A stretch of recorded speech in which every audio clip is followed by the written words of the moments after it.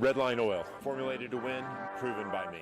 Redline oil, formulated to win. Formulated to win. Formulated to win, proven by me.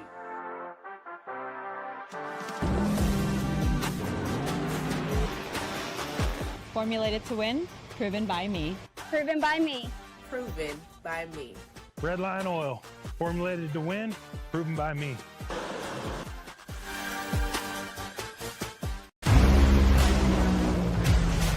Drag racing fans, check out Drag Race Bracket Bonanza. It's the free, family-friendly fantasy bracket game.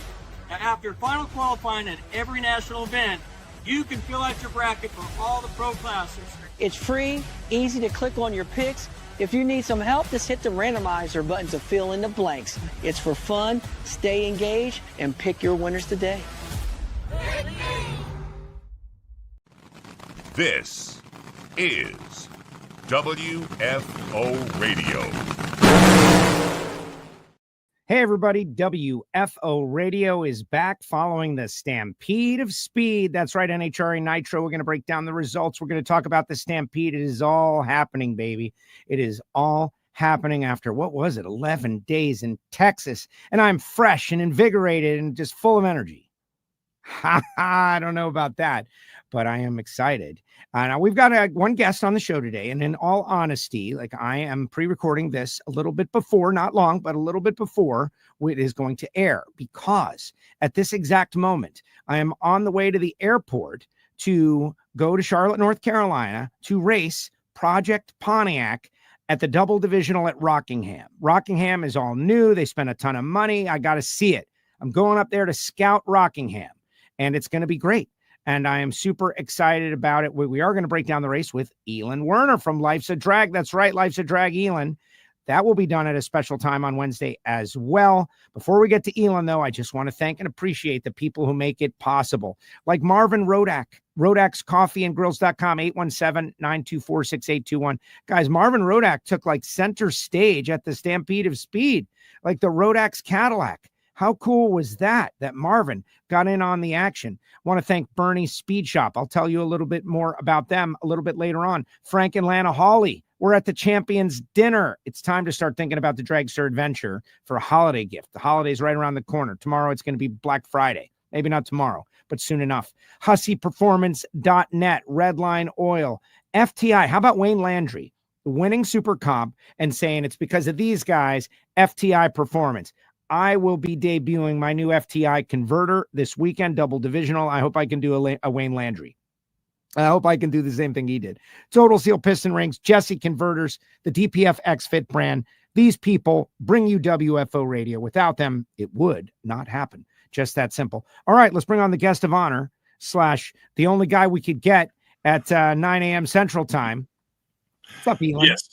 Joe, thanks so much for having me on, and very excited about the Project Pontiac continued evolution, but more excited that you were part of the greatest Stampede of Speed we have ever had. You're a huge part of that.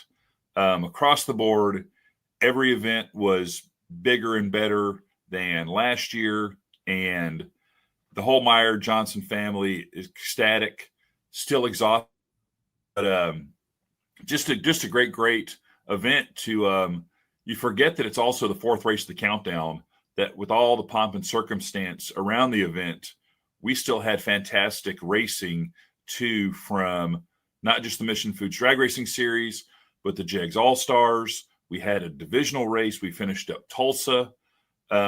Champions Dinner was off the charts, and next year's championship dinner I expect to be even better with 4 new winners. I don't even know where to start, Joe. I will, if you don't break in and give me some kind of direction, I will just word vomit for the next hour. And exactly. And I think it's going to be fun for us. Normally we would have people chiming in, but we're just going to give our thoughts and memories on the Ignition show. We did a little bit of conversation with Bobby Graham and those guys. Bobby was there for many of the days. Sacramento racing fan, a.k.a. Kevin Luttrell, diehard WFOer. He somehow ended up on camera dancing for a T-shirt in the grandstands, like just crazy things happening. We might even play that. He was the Forrest Gump of the Stampede of Speed, and I mean that in the best way. Okay. He He came to everything, the concert, everywhere I turned. And I was so glad to meet him. He's so high energy. But he's at the concert. He's, I think I saw him in the VIP area of the concert. He's a friendly guy. He's just talking to everybody, the divisional. The dance contest was really just the cherry on top. When they go to the dance contest in one of the oil downs we had, and they go, we got this guy, he's dancing, and he was doing this fantastic dance. And I look up at the Jumbotron, and it's Kevin. And I'm like, this guy's everywhere. He's everywhere. He's everywhere. Yeah, and we have the whole clip. I don't know if we're going to get a chance to, do the whole clip, but we have the whole clip. It was great, but it just, right from the start, the cattle drive, Joe, through downtown Waxahachie, just, we had all kinds of things involved in that. We had high school. Okay, I want to make a point. See, that's the thing. Here's a point. Things that occur to me, Joe, observations. Yes. And for all the listeners out there, guys, I had someone call me this morning, and I can't even remember who it was already, but that this is the premier event in the NHRA. And I said, we table talked it, to use your language, Elon. The U.S. Nationals is the premier race. Correct. In the NHRA. Hemi Challenge, call outs, the big go, the race, points and a half. But it is almost so much racing that there is not a ton of time for fun and spectacle. Whereas this race is a mixture of fun and spectacle. Of course, you got the Jegs All-Stars in the divisional, but you got the concerts. I enjoyed 10 different types of beer, the beer fest, the laser show, Billy doing a burnout. There's no time at the U.S. Nationals for a legend to go out there and do a burnout and back up and get out of the car on the starting line. We got another pair of cars we got to run. Right. This is the biggest race on the planet. We got to get it in. There's 1,000 cars. This is the greatest spectacle in drag racing because it is a nice mixture of fun and competition. So I just wanted to mention that as related to the cattle drive. I went to the stockyards in December, this past year. I witnessed the cattle drive that they have there at the stockyards. And that is one that brings in people from around the world. We went to see the cattle drive at the stockyards. Stampede of Speed cattle drive is better, guys. It's better. It's better. It's easier. You see cattle, you see race cars, and you don't have a real Texas Longhorn with a 10-foot wide span. All right, fine. You saw more though. Bunch of steers. And the thing that's funny is, and I don't know, we have cattle, but they also have baby cattle, and they use cattle drives. People do cattle drives for a variety of events, but they use events like ours to train up cattle to do big cattle drives. They can't just throw a baby calf in front of 5,000 people on a cattle drive. It'll freak them out. So they go to smaller events, fairs, the Stampede of Speed cattle drive, and let them do that. It's shorter, more controlled. But we got stats from the Waxahachie Convention and Visitors Bureau, Joe. This year's cattle drive attendance was nearly double last year's. And wow. FanFest was up 44% on Thursday night.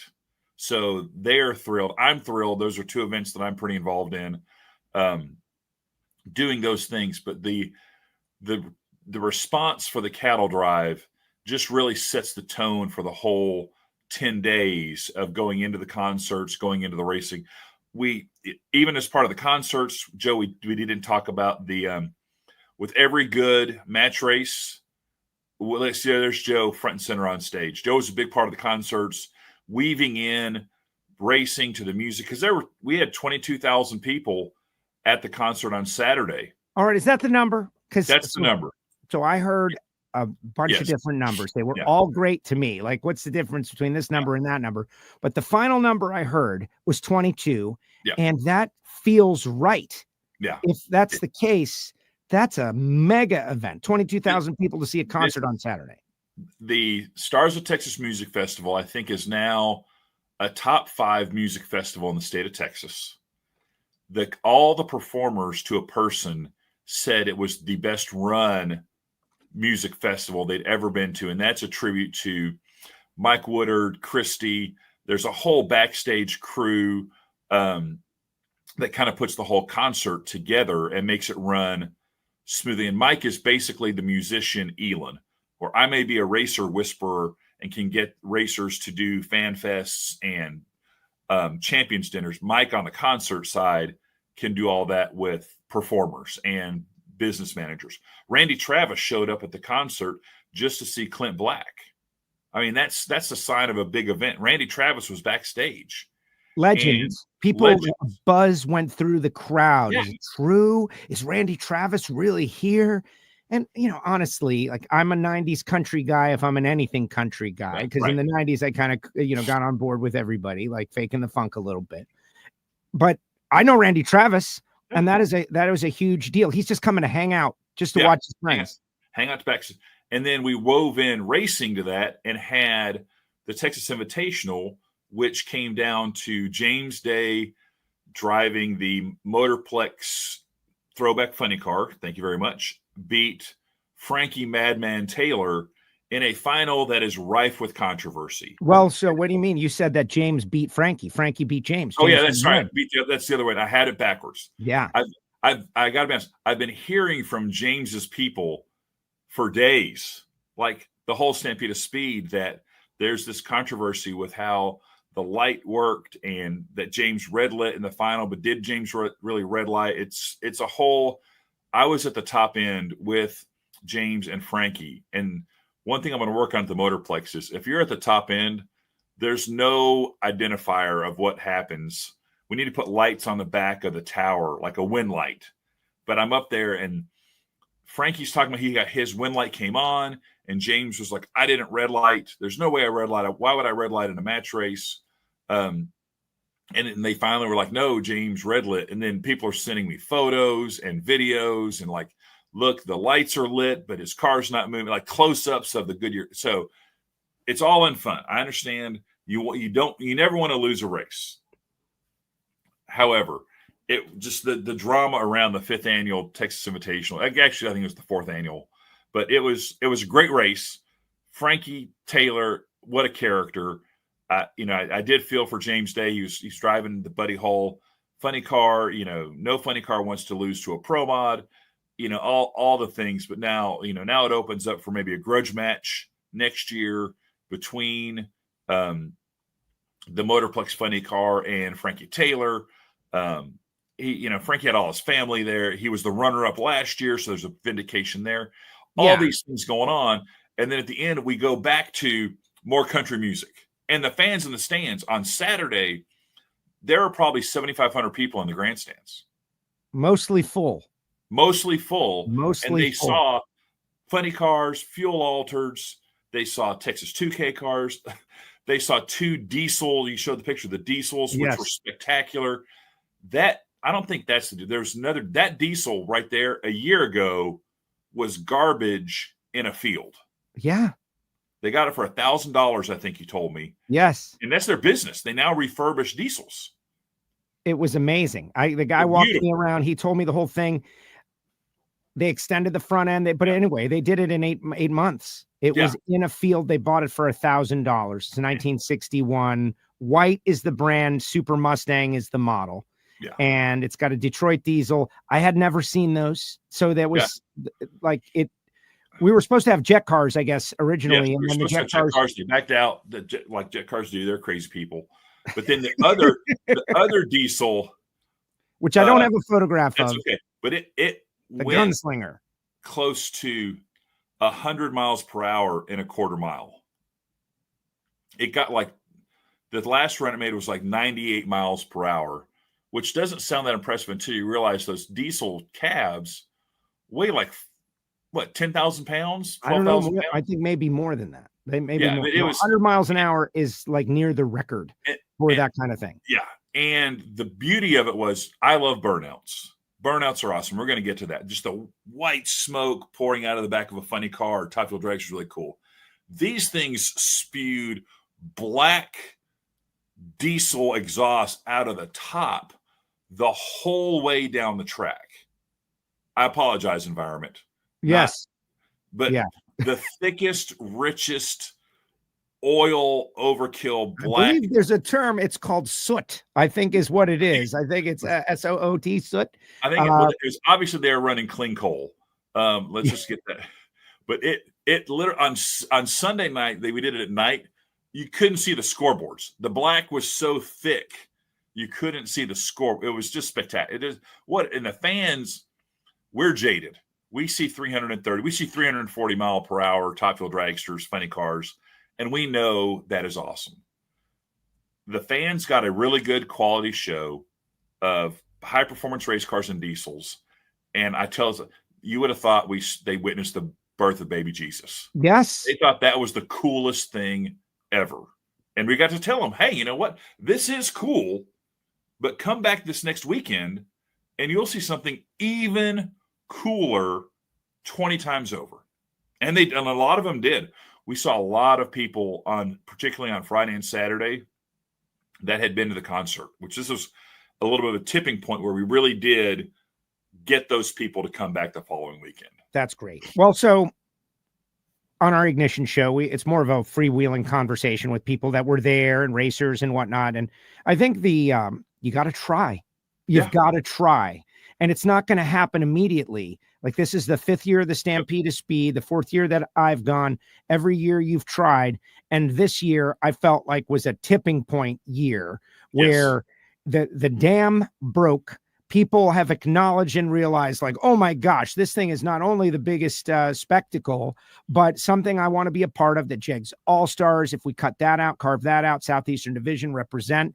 I'm excited to be going to Rockingham this weekend. Big win for those guys. But I'm great friends with D5 and D4 and D1. I'm working in around all of those guys, great racers. But just the way the All-Stars went down, the concerts, the beer fest, the divisional race, too many competitors at the divisional race. Too many. Like, 5:30. There's not enough time. I went into race control. I was like, guys, obviously you have a calculation, how long it takes to run a pair of whatever. And it's like 55 seconds per pair super street, minute 50 per pair top drags, something like that, right? Like, that's not the exact numbers. So divided by, they do the math and they know, like, we can't have more cars than this. We're at max capacity. Then there was a bracket race that was done by the Motorplex because they didn't like 64 cars in the middle of the night.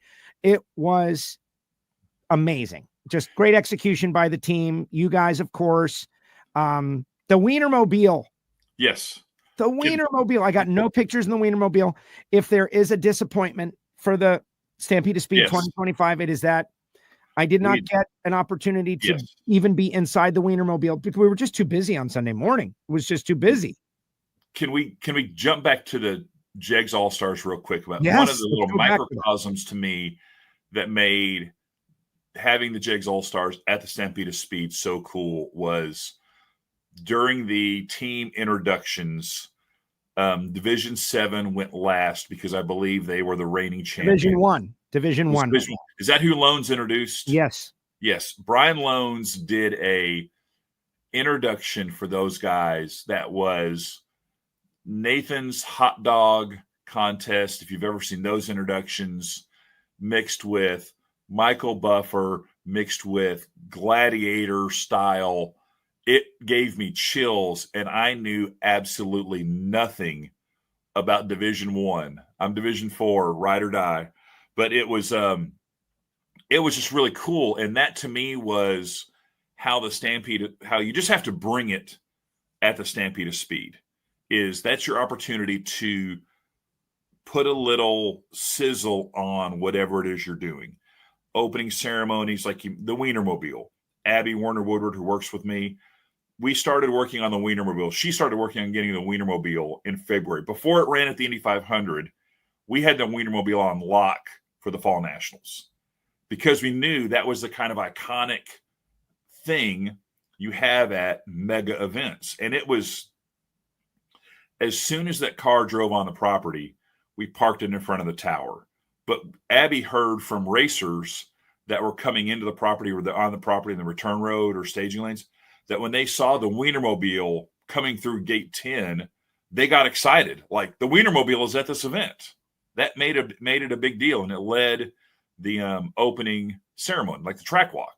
And we had plans to have Joe in it, but unfortunately it's heavy enough that NHRA did not want to stop it on the track, not even for a minute, to let Joe out. Right. And it was too tall for Joe to go full Austin Prock or Matt Hagan and just slide off the moon, the bun roof all the way to the ground. It was probably 12 feet off the ground. I got to be videoed with the Wienermobile leading the track walk. I'm very satisfied and happy. I get to be near the Wienermobile.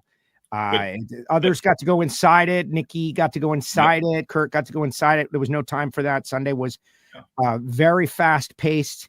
We had driver introductions, Jegs All-Stars. They're coming through the saloon doors. They're kicking the saloon doors. They all started to kick the saloon doors. They love that. Maybe too hard, guys. Maybe, you don't have to kick it like I was in the back telling those guys that I didn't put a bounty on it, but I said, those hinges are very reinforced. We test them. I go, if you kick one of those doors off, you will not hurt my feelings. Dan Wilkerson, solid door kicking performance. Now he even has a technique, because last year he kicked them and then started to go through them, and they came back and hit him. This year he knew enough to kick them, and when they swung back and swung open, then he went out. So he timed it like Indiana Jones in the Raiders of the Lost Ark. So I told all the guys, kick those things, announce your presence with authority on those things. So it worked out so well. Let's transition from just how great it was to a race result. Life's a Drag will be on. What time's Life's a Drag on Wednesday, by the way? 6 o'clock Eastern. We decided 6 o'clock Eastern time. Yes. And what is the reason for this? Jason Logan, I think his wife controls his life. Yeah. I'm just going to say that right now. Jason Logan is dedicated to Life's a Drag. Yeah. But his wife schedules all of his entertainment business. Appearances. And he is a great entertainer. He does DJs. He's doing different things. He's doing all these things. And I get it. You got to make that money. He does a one-man show at local, open mics. He has a wedding that we got the most insane text that he sent us a text that's like, hey, need to move the show. Have a wedding on Wednesday that I thought was at 11:30 p.m. It turns out it's on Wednesday, and this is a Disney wedding, so I can understand some crazy timing.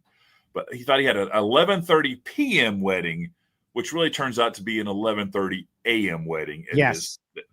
I asked him about that. I said, there's 11:30 p.m. weddings. He goes, absolutely. Yeah. They want to be married right before the fireworks at Disney, and that's a common thing. Totally makes sense. But it was just if you didn't know it was a Disney wedding, you'd be like, dude, you're an idiot. But no, his wife books him, so we give him some latitude that I just have to think he comes in just full of great ideas. Hey, I'm going to do this great thing. And his wife is like, you're already doing 50 things. I'm trying to schedule you to do all these events.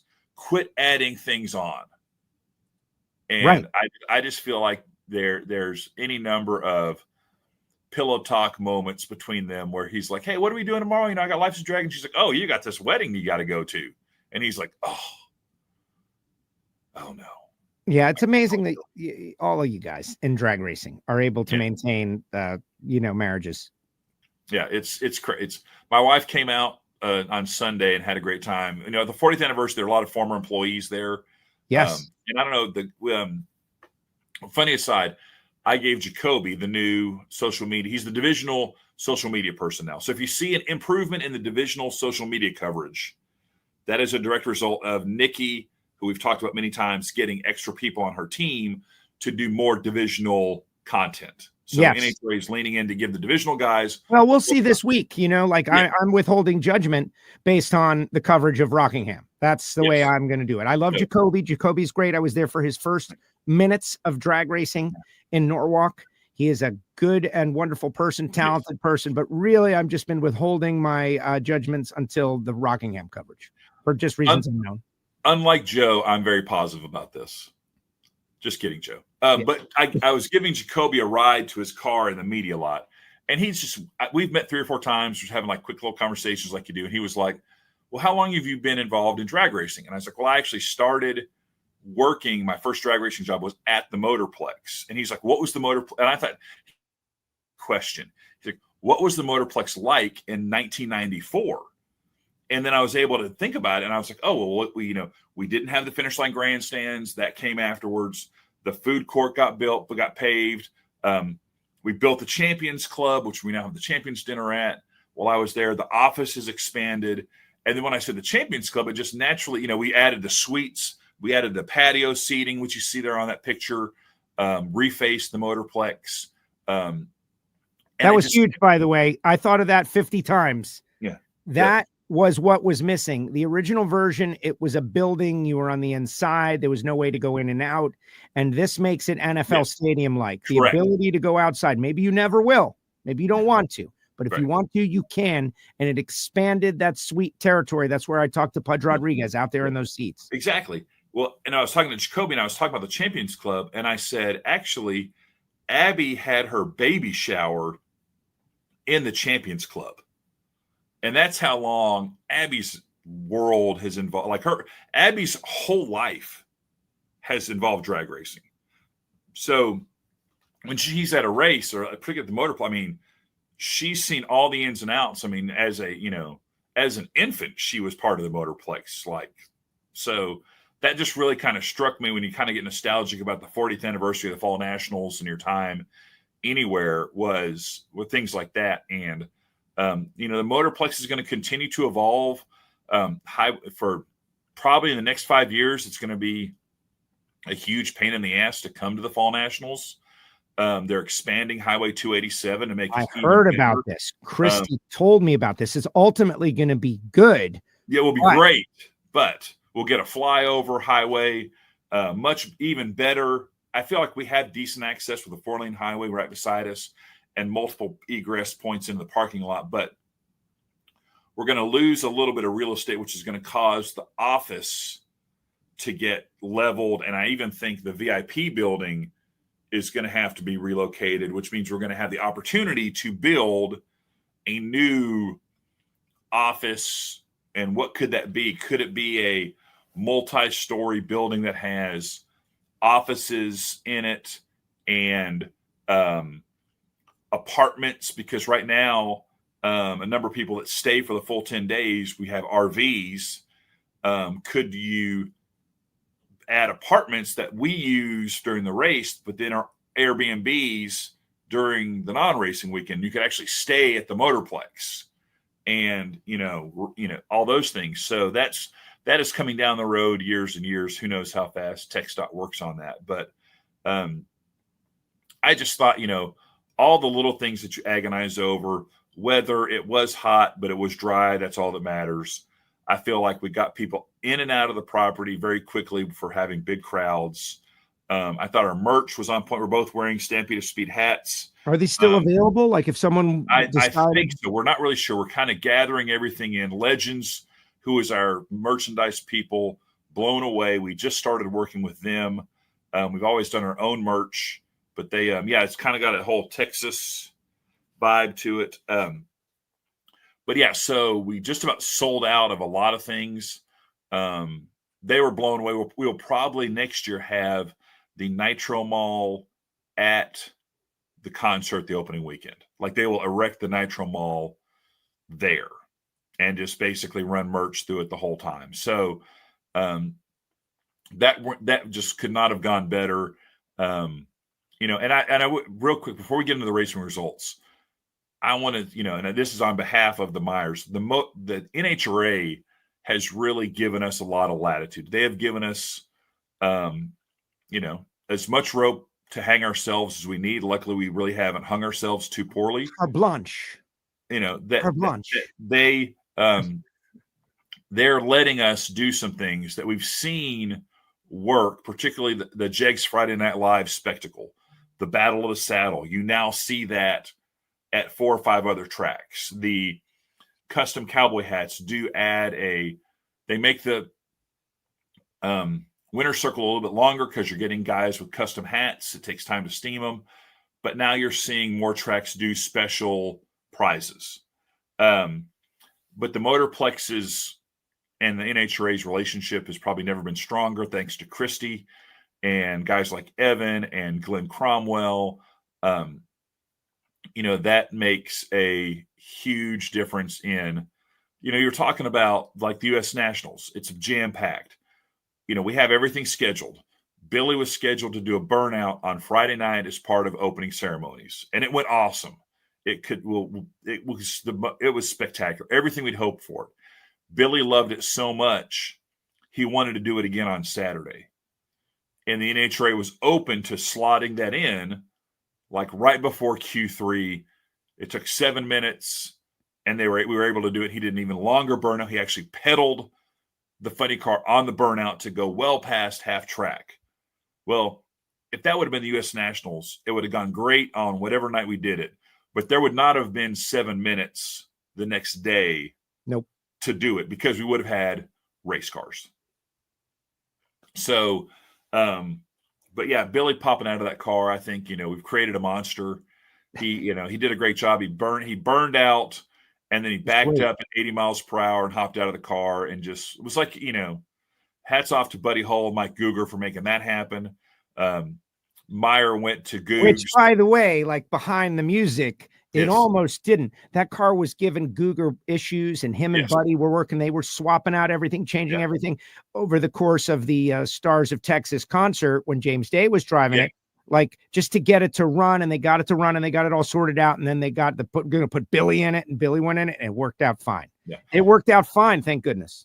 And it worked out fine. And the Friday night burnout was great, but and Billy took it as far as it started getting a little loose, and Billy got it under control, got it stopped, and backed it up fine.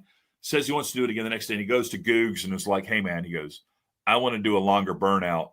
Can you adjust the throttle stop or whatever you need to do to let me do a longer burnout?" And Googs did it, and so he did an even longer burnout. But Billy, when Billy was testing, he did a day and a half of testing with burnouts, warming the car up.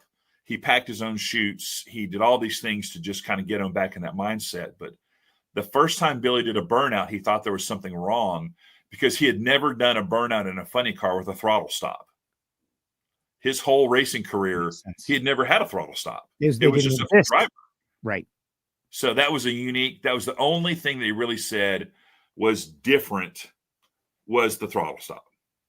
If we were going to just narrow it down to one moment and microanalyze that moment, that Billy Meyer, having not been in the seat for, I believe the number was 37 years, correct, to get into it's not a 12,000 horsepower nitro car. Let's call it a 7,500 horsepower nitro car, right? That's all.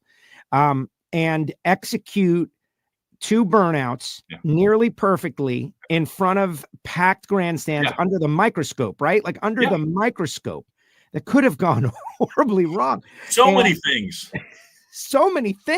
could have gone wrong. Like you could have just stuck the tire and just squirted out there, and it could have just stunk. And then you can't back it up, and we shut it off, and everybody's like, funny car. Hey, Brittany Force's car did not start on the starting line in the semifinals. Right. That could have happened to us so easily. Just could have started it, and he could have started rolling forward, and it could have just stalled.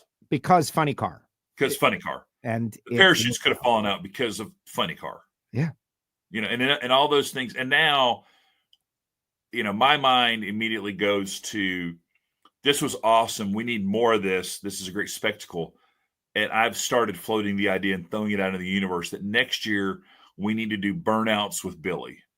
And like at the Gator Nationals, Billy does a burnout beside Don Garlitz. And at the Winter Nationals, he does a burnout beside Don Prudhomme. And the U.S. Nationals, he does a burnout beside Ace McCullough. And the Fall Nationals, next year, he does a burnout beside Kenny Bernstein in like a Chelsea street pub funny car.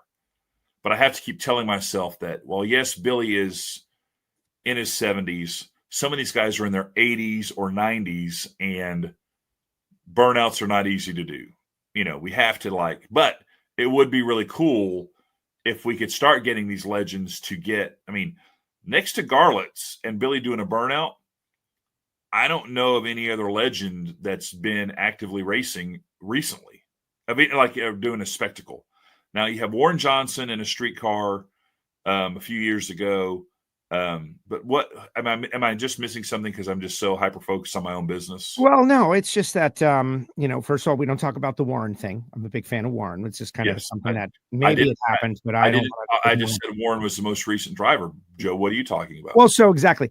Snake did the off-road stuff. So yes, I will call that. He's done the NHRA racing and things like that. I'm more kind of like Snake could do a burnout, man. Like that's the thing. Say like Snake, can you do a burnout? Like he can definitely do a burnout. These guys' muscle memory is such that as long as their bodies can move, you strap them in. It's not a question with Snake. Like, can he do it? That's not it. Does he want to do it? Right? Does he want Snake want to do a burnout? And if he does, and no offense to Snake or Kenny or Shirley, the money's got to be right.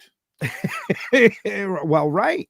Because I never everyone asks us why don't we have Eddie Hill back at the Motorplex? Why wasn't Eddie Hill here this weekend? 40th number. Eddie has a price, and I'm a capitalist. I'm a free market guy. You can set your price, and if we think your price is too high, okay, we'll just agree to disagree on the price. But I think for the 75th year of the NHRA, I really want to try to make it work to get Eddie Hill to the Fall Nationals somehow. I have a picture on my wall. Like, give me the number. I'll do the call. I'll start the negotiations. Right. Yeah. And I remember when I remember the last time I tried to get him to come to the track. I think I was at the track, and it was financial. It was covering his travel.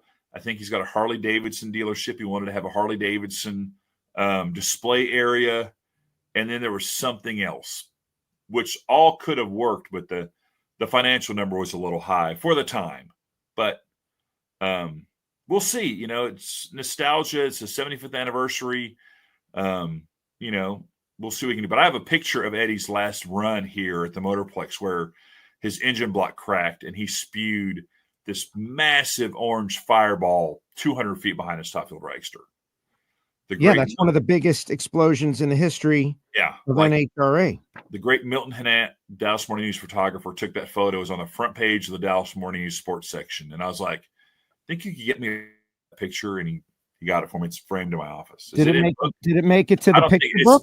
I don't think Richard probably has a picture of it, but it's probably not the picture that was in the morning news. And that's one more thing. And then what we're gonna do is we're gonna actually talk about the results. Guys on WFO want to know about the results. But you have the book. Yes. I have the book. Each of the first 10,000 fans received this book. This is not a little pamphlet. No. This is a legit history of the Texas Motorplex broken into multiple chapters.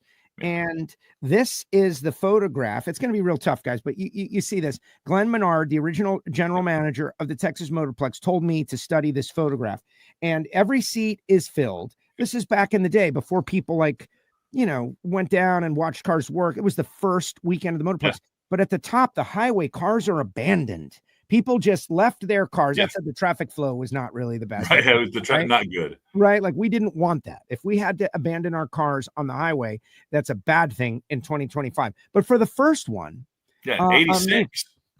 I made the book. I'm real happy. I went, of course, I went searching for myself. I found Jason Logan is in the book. I texted him like, did I make the book? I haven't looked for myself in the book. You're not in the book either. Okay, well. No, I think you're there. But there's a couple of photos. Me, all the Stampede of Speed stuff down there with Snake and Billy. That's a great picture. Joe, Billy, and Snake. Like, there it is. I'm part of drag racing history. Finally. That's 3/4 of a great Mount Rushmore right there. 2/3. Another one. Force bowing to Richard Shute. Yes. And I'm there too. I'm in the background. Like this book, these are going to be on eBay and they are worth, I don't know. And we had drivers sign at the Fan Fest. We had drivers sign the covers, and then we randomly inserted autographed copies. So some fans, when they came through the gate, got an autographed copy. Oh, I found a problem though. Uh-oh. Yep. Just like that. Top fuel tracks. I already addressed this with Brittany. 338.40. Wrong. It's now 340. 40. Almost 341. This thing was valid for 1 day. Yeah. It really was. It wasn't. We handed it out wrong. That's how embarrassed I am. Thanks, I Britt. told Brittany that I was really mad, and I was like, I've been in if I look tired, it's because I was in the office all night scratching out 338, writing 340 with some change, and I was only able to do about 3,500 copies. And I think for a split second she thought I was serious. Yeah, no. And I was like, no. It's and then Bobby Force was like, we should have just put a decal over it. Right. Auto imagery. Richard Shute, legend. Richard Shute shot by Shute. Just, yeah, so thankful for him. He does collages for the Champions Dinner. He's a Motorplex legend himself, but I can't thank him enough and his team. But yeah, and we don't have very many of those left. I don't think we have any left. I think we gave them all out on Sunday besides the ones we gave away at the Champions Club. They'll be on eBay.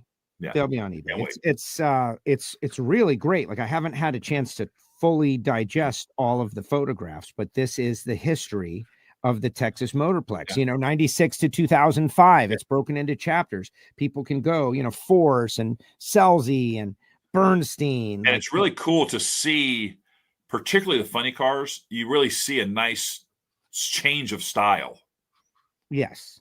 From what they, from 40 and years. It also proves to me that the funny cars used to look more like regular cars. Yes. Is myth. That is not true. They never did. Well, certainly not in the 1980s. They didn't. When Kenny Bernstein was running a Tempo, right? Like the Tempo, the performance car that everybody yearned for, the Ford Tempo. But all right, let's take a quick break. We'll come back and actually do results and talk about Doug Coletta picking up the big win, the point standings, all of that on this special edition of WFO Radio and NHRA Nitro. Jason Galvin will join us next week. We'll have some race winners next week.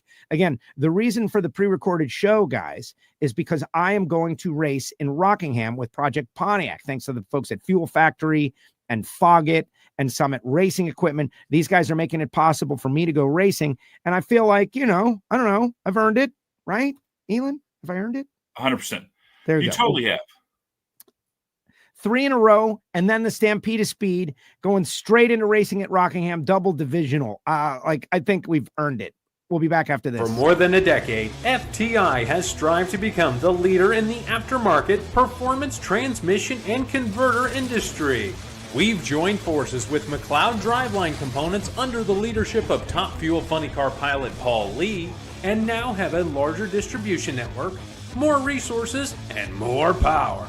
Come see us in the pits and ask how you can join the FTI family. It's not cheating, it is the competitive edge. The number one source of friction in your engine is not what you think. Piston rings rubbing against the cylinder walls generate more friction than any other part of the engine. More friction and temperature means more wear and less horsepower. Fortunately, the team at Total Seal knows how to reduce friction and wear through innovative piston ring design. If it takes a piston, Total Seal can build a better ring.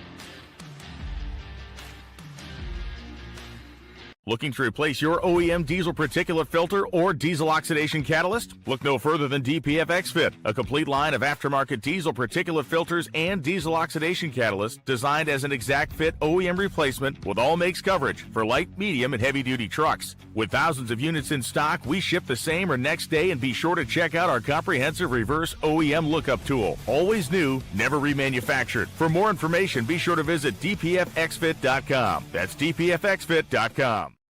I'm Steve Torrance, 4-time NHRA Top Fuel World Champion. And when me and these Capco boys win races, we go straight WFO. Oh, that's right. Steve Torrance makes the final round. Joe Castello back. You can follow me on social media at WFO Joe, joined once again by Life's a Drag host, former general manager of the Texas Motorplex, Elon Werner. Galvin didn't know that. He goes to me, he's like, I didn't know that Elon was the general manager of the Texas Motorplex. That's kind of a big stat. 2 years. It was a wild time. It was I was the general manager, and that was also when we were trying to relocate the track to Grand Prairie. So I was involved in the process of trying to have a public vote to get tax dollars to publicly, like all big stadiums would have been right on I-30, right by Lone Star Park. Would have been able to see downtown Dallas in the background. Lone Star Park, was that where the horse racing track? Okay. That's if you take Interstate 30 out of downtown Dallas on the way to Arlington, we would have the track location. We would have been 15 minutes from the central business district of Dallas, 20 minutes from Fort Worth on I-30, like on a major highway. Right. So you're telling me then there would be no Texas Motorplex because the land would have gone up so high that they would have sold it and there would be nothing if you had accomplished. There would have been a new Motorplex. There would have been a Bellagio style, same size though. Though it was the one thing that Billy was smart about. Even then, it would not have been like Charlotte, which is so massive. It probably would have been the same size because I think the Motorplex is the perfect size, for a track. You can put a ton of people in there for concerts, a ton of people for drag racing, but it's not like if you took our crowd this weekend, Charlotte would have looked pretty good, but it still wouldn't have been full. No, they overbooked. If you would have taken our crowd to Epping, no offense to Epping, they would still be trying to park for Sunday right now. They would not. It would not have been possible. They would have shut it down. The fire marshal bill would have come in. And Shut it down. Shut it down. Well, I like the fact of amenities. Yes. I like small venue, but this is not a small venue. This is a good, I would say, middle to large size drag racing venue. But you've got super seats, you've got Champions Club, improving the quality of the experience as opposed to the quantity of the people, I think is the secret to success in 2025 for big events. And so we had like Neft Vodka came on board. And we had like a Neft luxury area. Look at that. We had Where did we put that, by the way? Where did that end up going? I think it wound up going like between the north side grandstands and the finish line grandstands. Okay. So I never got down there. I wanted to get down there. That just shows you the kind of cocktails. We had the burnout bun was a huge hit, which was like a deep fried cinnamon bun with Nutella and frosting and pecans on top. Laney once again killed it with the music and the whole vibe of, when you go to, at bull riding and all these images are just great of just all the things that went on. And it was really cool. Is this Joe T. Garcia's? Yeah. Yeah. Buddy Hull gets in there. Buddy Hull wants to be a part of making history at the Texas Motorplex, and he creates his own event. Monday night Joe T. Garcia's. He wants to have it be a whole thing now that he gets a bunch of people together and goes to Joe T. Garcia's. Iconic restaurant in Fort Worth. It was worth it. It was worth it. 53-minute drive. Like, is this going to be worth it? I'm from Miami. Like, everything is a calculation based on the effort that you put in. Sure, I understand. Is this going to be worth it? It was totally worth it. I had a great time. All right, let's do results. Yes. Starting out with, you heard Steve Torrence there. Steve Torrence in his final race. Kind of interesting that Steve posted on social, this is his final race of the NHRA season. And then when we say it's your final race of the NHRA season, he kind of like bristled a little bit. I don't know. Maybe he felt like we were pushing it out there like it was the final race ever in his NHRA career, but he did. He was kind of positioned that way, which is great. I mean, that's great marketing. That's, we appreciated it for helping us sell tickets.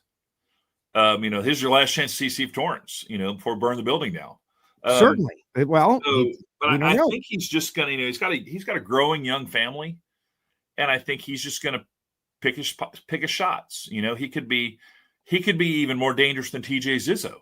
He could be a guy that maybe shows up 6 or 7 times a year with a great crew. I mean, Trip Tatum's proved it when he shows up with the stuff, and certainly. So number one qualifier, Sean Langdon, he did that by winning the battle for the saddle. The Friday night session is the session that sets the field. Makes sense. It's under the lights on a concrete track. They know this track.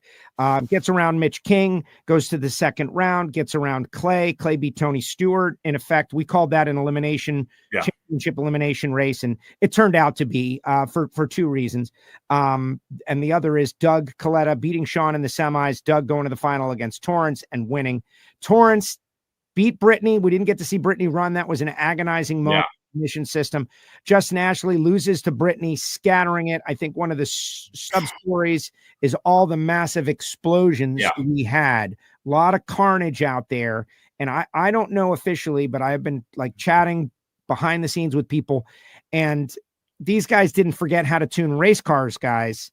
Just, late in the year, maybe some supply chain related issue. Like, we don't know. We're just going to have to see how this continues to evolve. But in the end, Doug Coletta wins the race, extends his points lead to 141 over Huge. Justin Ashley, 159 over Sean Langdon, 228 over Steve Torrance, who's not going to the next race. So it's a legit, I don't know, man. It's going to take a lot to turn it around. It would take a, let's call Herculean effort. A Herculean effort and a collapse. Correct. If Doug doesn't win the championship, it'll be a collapse bigger than Force's in 1992, when he had a massive points lead over Cruz, and Cruz won the last 5 races of the year to get the championship from him. But guys have learned from it. Their Coletta guys are not going into test mode, which is what derailed Force in 1992. They're going to go in rip your throat out mode. Alan Johnson is, he's like a tiger, and so is Doug, that they just dropped some red meat in their cage. They can see championship number 2 for Doug, championship number 5,000 for Alan Johnson.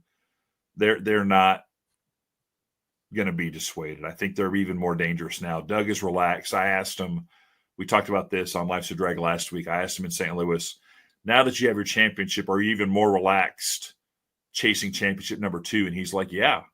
He's like, I don't have anything to prove. I've got it. Now I'm just having fun. And that's a dangerous person to be in a great race car with great driving skills, just having fun. Right. So like, it's going to be fun to watch. So I am a personal fan of Justin. I know you are as well. Too. His driving job, Langdon. I'm a personal fan of Langdon and his driving abilities. That's a team that had, all kinds of stuff happen over the course of the season. They have been great. But if we're doing play NHRA odds, and I tell you, Alan Johnson tuned, Doug Coletta driven, hasn't finished worse than second in the last 3 years, with a 141 point lead to going to Vegas and Pomona. What are the odds, right? It's kind of tough. Races that he is, particularly Pomona, where he has done very, very, very well. He could stub his toe in Vegas. He could lose first round and go into Pomona with, let's say, an 80-point lead, 3 rounds. Because it's 30 points per round. That's still very dangerous. Well, exactly. It's just about percentages and math now. So for the fans of everybody else, this is where you get the wonderful opportunity, the blessing to do something totally historic. Yes. Right? Like it would be an unlikely comeback. And as we've seen, this is why we race the cars on the drag strip, not in little TV boxes. That's exactly right. All right, funny car. Austin Prock, number 1 qualifier, beats Blake Alexander, beats Spencer Hyde, beats Chad Green, goes to the final round against Ron Capps. Ron Capps quietly having like a pretty good day. Number 2 qualifier, gets through Alex Laughlin, gets through the Cruiser, gets through Daniel Wilkerson. Wilk had that race, that could have been Daniel Wilkerson. Daniel watches the show. I love Daniel Wilkerson. Yes. And I want him to take this, like, the kid is so real, and he is showing that, like, I like imperfection. Imperfection makes me want to root for you. Yeah. He is going to get a win. It's just got to come together, and it wasn't meant to be on this given day, because I'm sure he's beating himself up. But in the end, Austin Prock was not to be denied. No. And that's the bounce back race. Like, Hagen got close, and then Austin Prock slams the door in his face. Slammed the door in his face and won the race. And that's feeling 112-point lead. I think of all the points leaders right now, that's the one that's most susceptible, because they haven't found that consistency. They could stub their toe in Vegas, and if Hagen can get on the correct side of the ladder with Prock and get him early, for me in funny car, anything less 59 points or less, 2 rounds, susceptible in Pomona. I really feel like that's a coin flip with the quality of the cars. So if you don't have bigger than a larger than 59-point lead, I'm going to say anything can happen. Which is good entertainment value wise. Yes. Like, whether is this Ali doing the rope-a-dope, like what's going to happen, or we don't know. But they dominated this race, a huge race for Austin Prock, and he won the battle for the saddle. He won everything. He got all the stuff like he's done before. That's, I think, a dangerous thing for the Prock guys is if you put a lot of stuff on the table, They want all the stuff. They want this all-star call out. They want, so we put the Battle of the Saddle out there. We, number one qualifier, they want all the stuff. I'm wondering, and I don't have this number. I know you do a lot of this statistical stuff. If assuming they were to win the championship, would this be the greatest single season payday any funny car team has ever consumed? Because it's championship, call out, regular season championship, battle for the saddle, all the bonuses, the everything. It's got to be. They've never. No one. I think it would be $1 million year for him. I think it would be. He's already won 9 races, which the stat JFR threw I hadn't even thought about.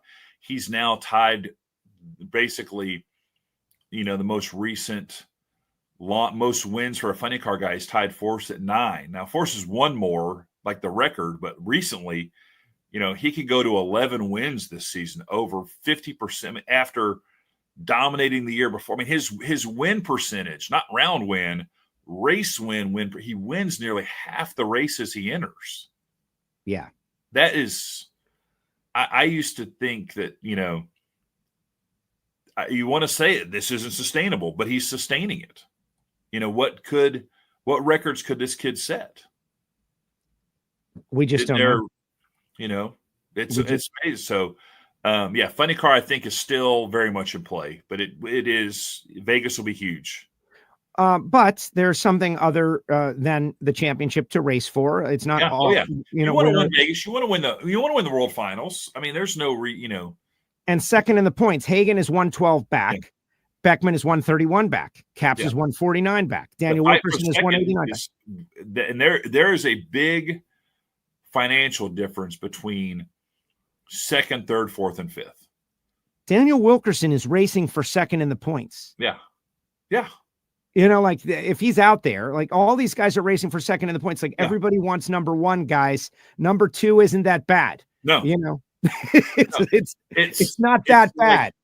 Okay, you feel bad that Charles Barkley and Clyde Drexler never won a championship. Oh, you finished second. Okay, to Michael Jordan and the Bulls. Yes. Oh, okay.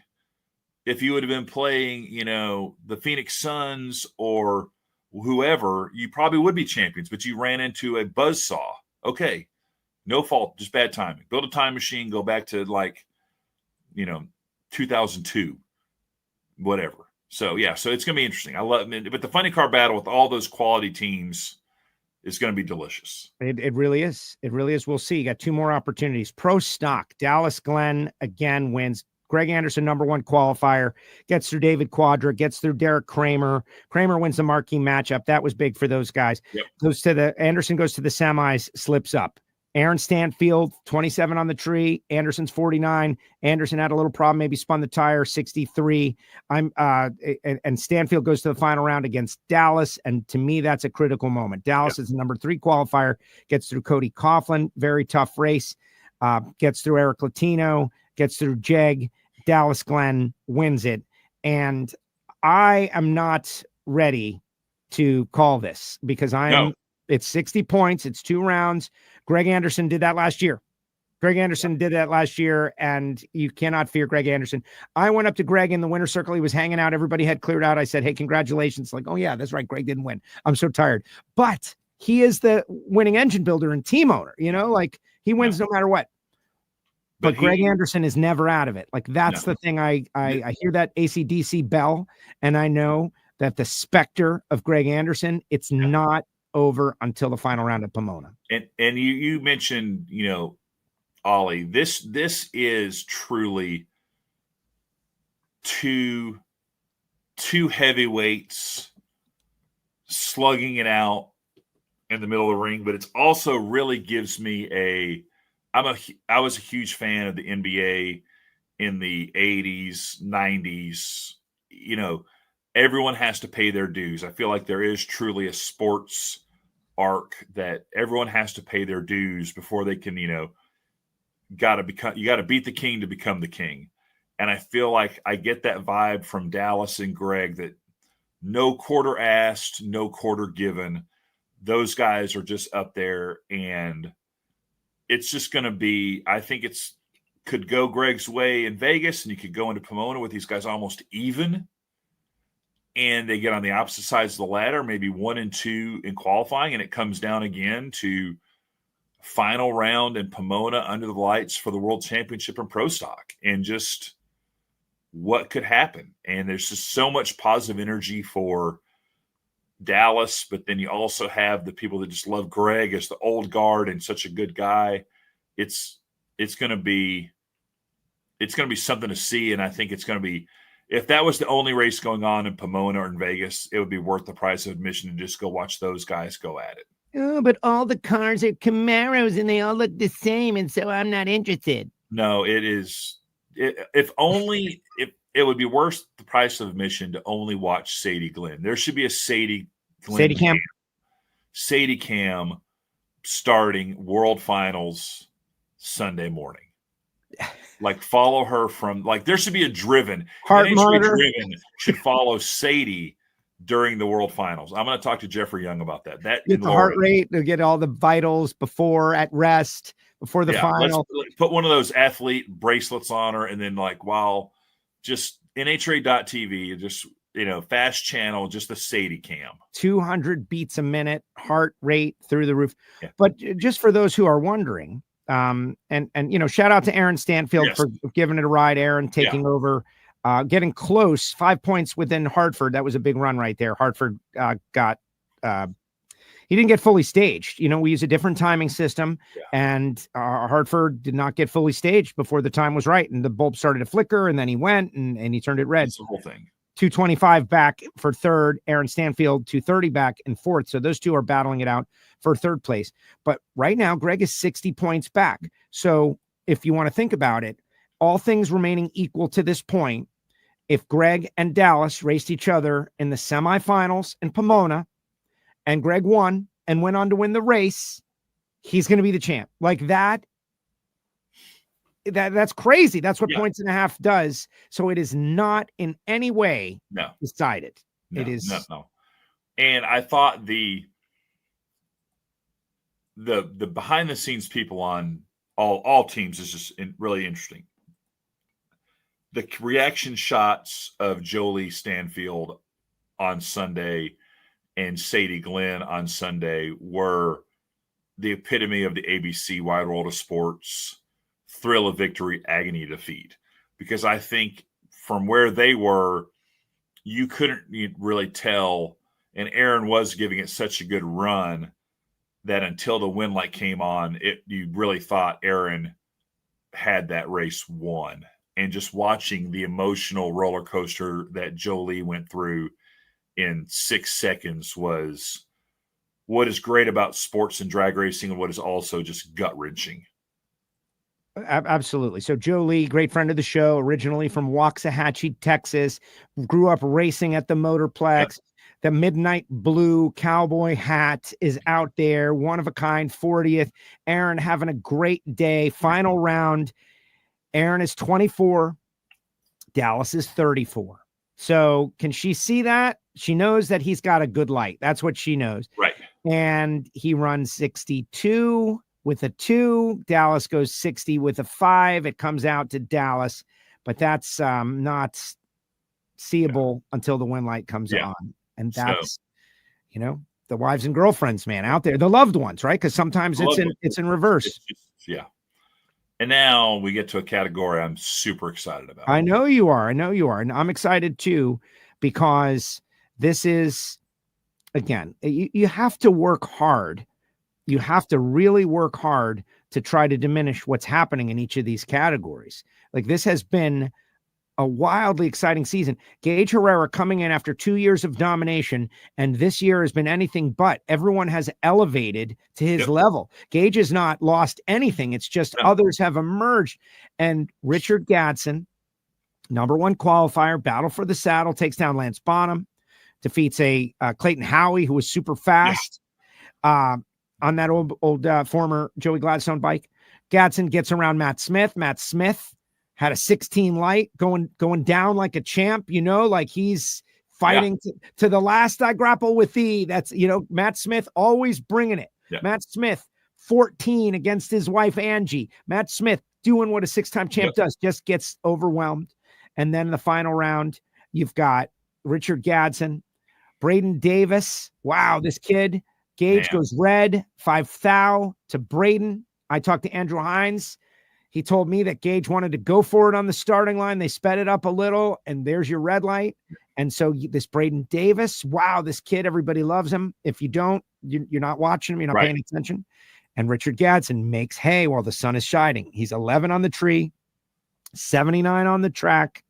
And now the point standings have Gage 72 back. That's 3 rounds of racing at Pomona, but it ain't over. No, not at all close to over. No, but it's the Richard Gadsden story to me is really the feel good story of the year next to Dallas Glenn. It's a guy that his whole, hadn't won a race until this season, is doing a lot of behind the scenes working on his car, working with Braylon, that's a whole team that they're like very much like KB Titan Racing and Elite. They all work together to make all their bikes, cars as good as they can be. And then when Sunday comes around, all the help stops until guys get eliminated. But just to see Richard really, truly fulfilling a dream, he's won championships in other drag racing categories. He's had success in other forms of motorcycle drag racing, but the pinnacle is NHRA Pro Stock Motorcycle. And to see him taking it one round at a time to grab the brass ring he was great at the top end, just excited, but still like there's still work to be done. Eddie was super excited up there.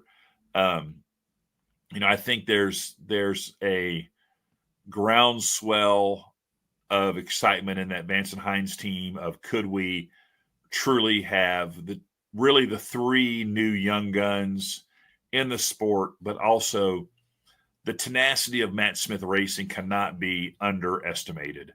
That those guys are going to take 2 weeks and they are not going to take time off.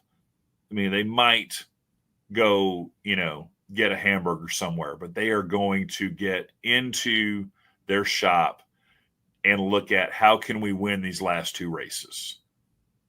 Right. That there's 2 Wallies out there. Yeah. There's 8 more rounds of racing to win, and they won them all. And they do. And so the point standings, Richard up by 72 on Gage, 105 on Matt. Braden is 186 back. So Braden trying to run down Matt. That's going to be a task. That would be an amazing countdown for Braden Davis coming up from where he was. The guy ran 4 races on the season, if memory serves me right. John Hall, 188 back. Angie, 189 back. Those 2 are battling for a position. Gianna, 266 back. Chase Van Zandt, Steve Johnson, Chris Bostic, and it falls off from there. Yeah. But just such great racing. Top to bottom, 2 races to go. And very exciting. All right, so let's do some final thoughts here. I do want to mention all the other winners. Joey Severance doubled up, top alcohol dragster, Jegs All-Stars. Sean Bellamere won top alcohol funny car. Daryl Stobie in Superstock has had that car since he was 14 years old. We did an attention in the pits on it, and so he gave us the whole lowdown. Imagine your high school car, you go out and win your first ever Wally with it. That's very cool. 50 years later. That's crazy. Jerry Emmons won stock. Wayne Landry won super comp. Trisha Owens won super gas. James Gonzalez wasn't even supposed to race. His dad had an entry and he was able to get in super street. Doug Crumlick and top sportsman helped Division II win the All-Stars and he won the event. Blake Peevler doubled up. Clay Burrell, junior shootout. Dennis Dowson in top sportsman. Donald Webb, super street, D2. James Perry, super gas, D2. Jeremy Duncan, super stock. Jim Whiteley, an alcohol funny car. Jegs All-Stars. Joey Severance, All-Stars. Lenny Loddig wins the Factory X championship and the race. Way to go, Lenny. Yep. Monty Bogan, All-Stars. Steve Foley, All-Stars. And Tanner Thorpe, All-Stars. Final thought, Elon, as you want to tie it all up, the Stampede of Speed, we're looking back on all that happened.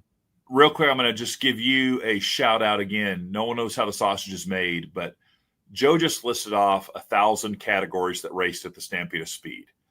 One of my jobs, I have to give the hats to the winners of the race. I drove to the top end after all those finals, and all those people with their race cars were at the top end, and Joe was coordinating, giving those drivers their due on TV, on NHRA.TV. I'd never seen that many people and cars at the top end. And Joe did a fantastic job of shining a light on all their achievements in not really great conditions as far as it was chaos. And Joe, way to go with that. It was unbelievable. Like, I got up there and I truly, like, literally the first thought was, what the F is going on? Like, I couldn't get through to get to even like the TV area. And I wish that someone, and I know it's not the case because it's not the primary thing, but I thank you for recognizing that. But that was a crazy, unusual, chaotic situation, right? And I wish someone had taken a photograph of the parking lot of race cars down there. And that's what Mark Robillas is supposed to do. The sea of humanity. And I know Mark Robillas and those guys, they're artists and they're got, Doug Coletta, right? You got to get Doug. But man, that was a happening down there. Yeah. 20 cars and dragsters and a Lamborghini and super stock winner. And no one could get through. And it was a parking lot. Like, you couldn't get through. And here comes Pro Stock, man. Yeah, they're coming. Pro Stock motorcycle just shooting in there. And like Richard Gadsden got off his motorcycle and looked around and was like, what are all these people doing up here? So it was just, I just wanted to give you that, you were seeing Joe kicking ass up there, and just really, I think, back in the day, a lot of people would have just been like, hey, sorry, tough break, we're up against it with Fox TV, we'll catch you guys in the pits, or we'll blah, blah. But you made sure, I saw you fighting for those guys to make sure they got their due up there, and I thought that was really cool. My takeaways from the Stampede of Speed were, like you said, it was truly a really cool event to be a part of, from organizing the Wienermobile to Billy's Burnouts to the Jegs All-Star. And in the Jegs All-Stars, again, was a Thursday morning breakfast that we served to those guys, and then having 150 drivers at the Fan Fest, and then the race and the golf cart parade we do for those guys up both sides of the track. It was just like my daily run sheet was just truly, from sun up until sundown, just the funnest gauntlet of stuff.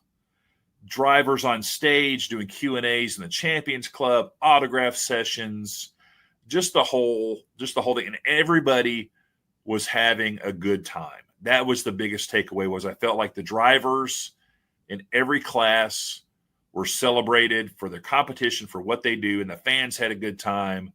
And you just were looking around, and all you saw was thousands and thousands of people having a good time, celebrating all the cool things about Texas, cowboy hats, and there's like cowboys roaming around and longhorns, and that whole, welcoming environment I thought was just really, really cool.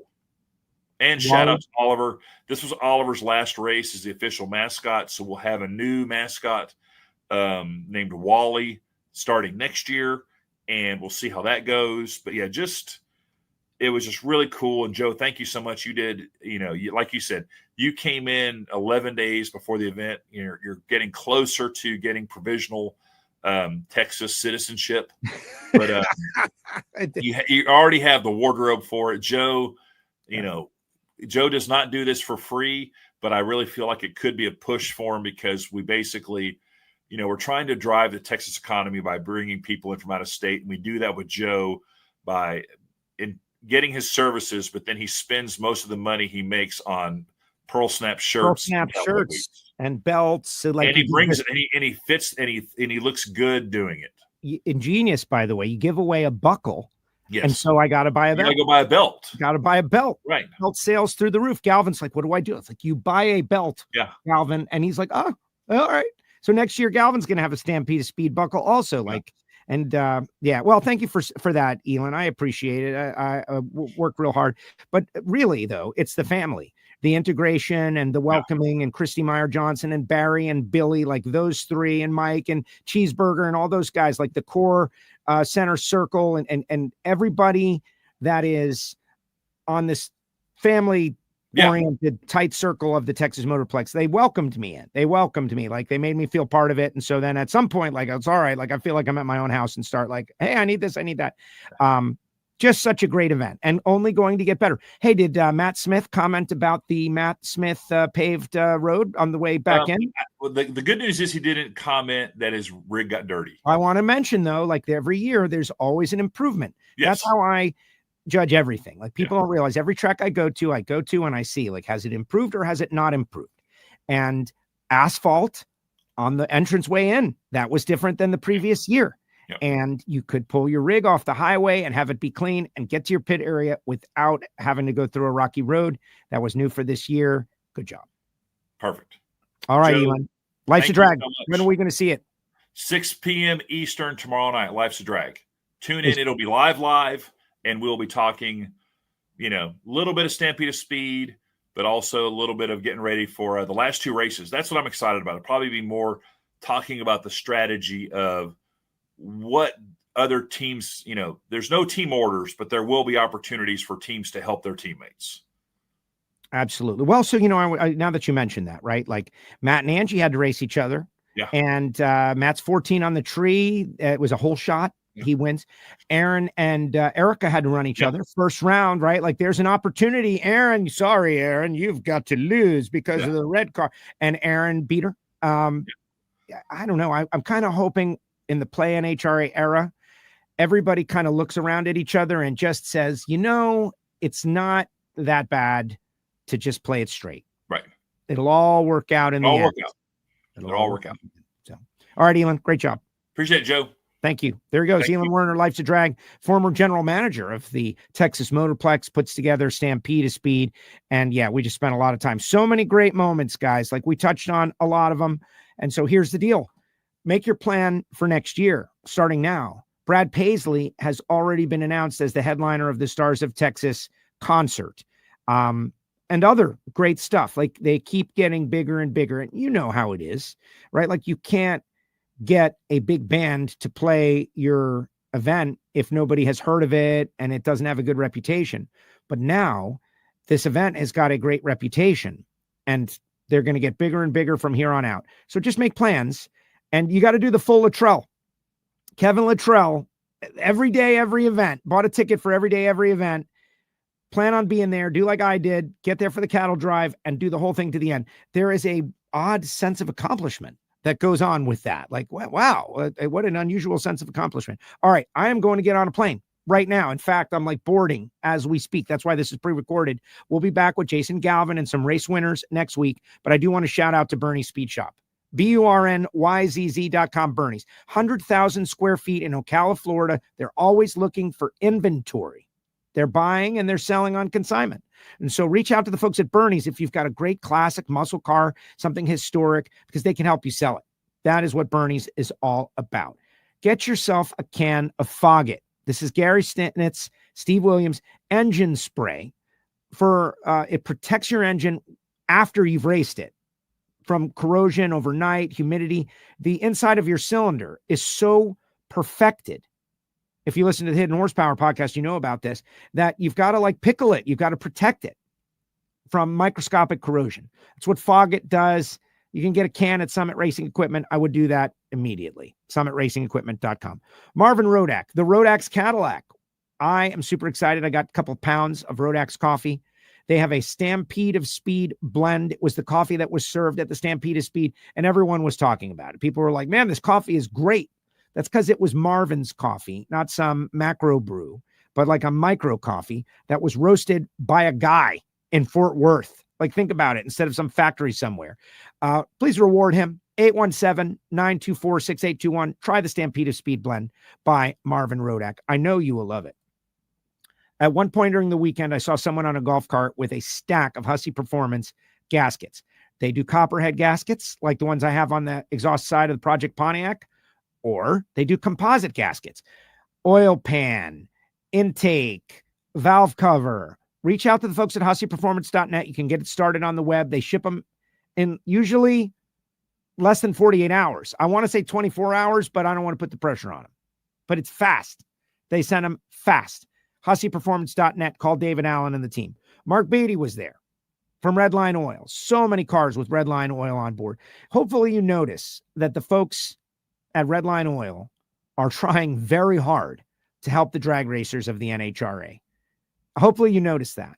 And when it's time to get some motor oil or gear oil for your project car, whether you be a BMW guy, whether you be a muscle car guy, the guys at Redline have got it. Superior synthetic products. Redline Synthetic Oil. Thank you for supporting.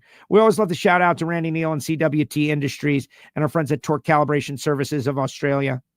FTI Performance. I got excited when Wayne Landry was like, thanks to FTI, because my converter is so good, it runs dead on every time. I am so excited to go up there and race this weekend, guys. Project Pontiac going to be on track, and I'm going to tell you a little bit about that after I finish telling you about FTI. Grant and the team, Greg Samuel, Paul Lee, Everything Breaks, had I don't want to make the FTI commercial and Everything Breaks commercial, but really it should be because it's a Paul Lee company, and Everything Breaks on board, first race, Paul Lee. Well, they got a video that probably was seen by millions of people, and Everything Breaks. It's a warranty company for everything you've got. One number, one person to call. You can insure everything. FTI, that's a Paul Lee company, and Paul supported Project Pontiac.